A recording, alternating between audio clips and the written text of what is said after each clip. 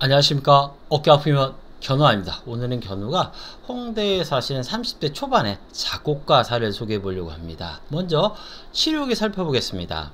아침이면 두드려 맞은시 여기저기가 아프고 피로감이 심해 일어나질 못했어요. 이제는 잠도 잘 자고 컨디션도 너무 좋아서 아침이 기다려집니다. 이런 상쾌함을 느꼈던 게 도대체 언제인지 기억도 안 납니다. 작업을 할 때도 너무 편하고 통증이 없으니 제2의 인생을 사는 기분입니다.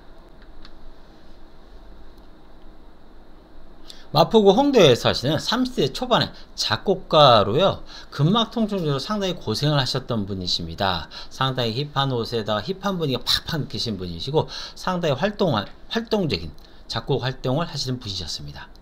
4, 5년 전부터 목, 어깨, 양 종아리, 양 넓적다리에 통증이 있습니다.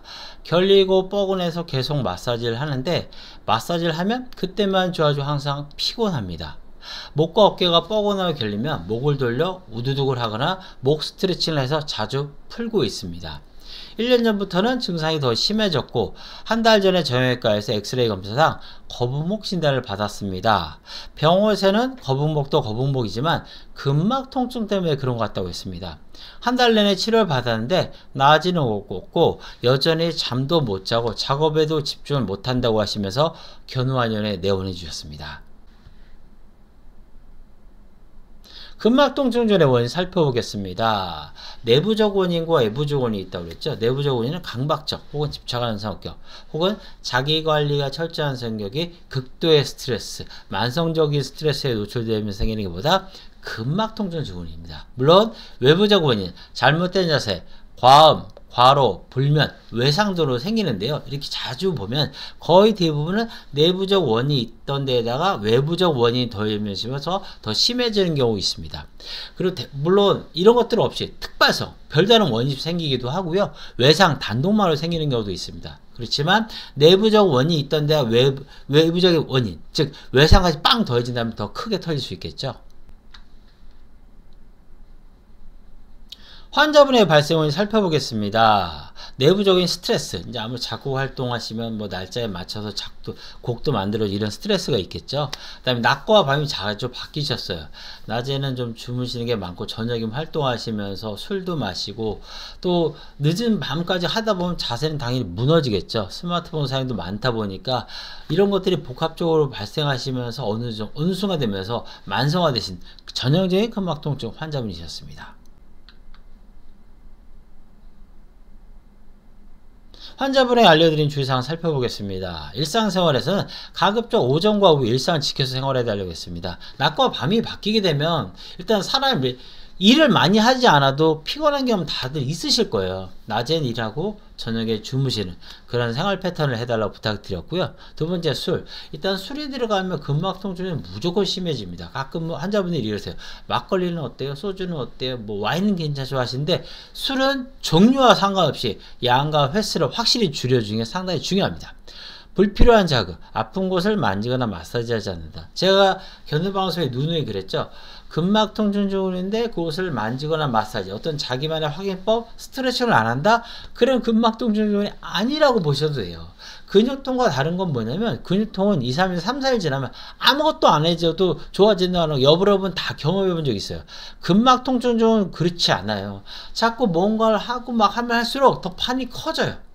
대응하지 마세요. 마사지 하지 마시라고요. 환자분의 적용한 치료 방법 살펴보겠습니다. 주의사항을 잘 지키고 목, 어깨, 허리의 바른 정렬을 도와주면서 목, 어깨, 허리 근육을 풀어주고 기혈을 순환시켜 근막을 정상화시키고 원기를 끌어올려 재발을 막아주면 괴로움과 고통에서 벗어날 수 있습니다. 견우방송에서 누누이 말씀을 드려요. 증상별 주의사항이 중요하다. 근막통증 증후군은요, 일단 술을 드시면 나빠져요. 그 다음에 잠을 못 자면 나빠지기 때문에 커피, 콜라, 홍차, 녹차, 바카스, 초콜릿 같은 카페인 함유 음료를 주의하셔야 돼요. 그러면 카페인이 들어가는 걸 일상에서 어떻게 할 수 있냐? 어떤 음료를 마셨는데 눈이 확 떠진다. 정신이 맑아진다. 그러면 거의 카페인 있다고 보셔도 돼요. 그 다음에 스트레스를 받으면 나빠지는데 스트레스는 어떻게 할 수가 없잖아요.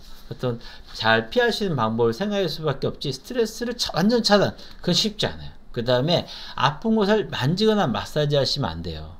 아픈데 어떻게 안 만져요? 그럼 거기 아이스백 하시라니까요. 그 다음에 여러분들의 확인법이 보통 있다고 그랬죠. 이런 거라든가 있어요. 그걸 하시면 망하는 거예요. 그래서 만지거나 마사지 하지 않는다, 확인하지 않는다, 신경 끈다. 이게 근막 통증 좋은 치료의 기본 테마예요. 원장님 블로그에서 봤던 것처럼 정말 자세하게 설명해 주시고 제 다른 고민도 함께 해결해 주시는 것 같아 감동을 받았어요.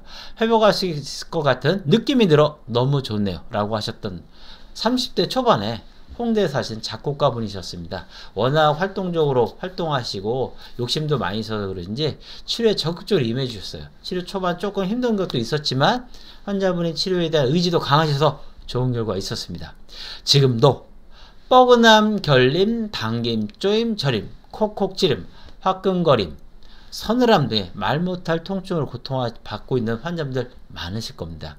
여러분의 선택에 따라서 얼마든지 결과는 달라질 수 있습니다. 포기하지 마시고 꼭 새로운 치료에 도전해 보세요. 건강하세요.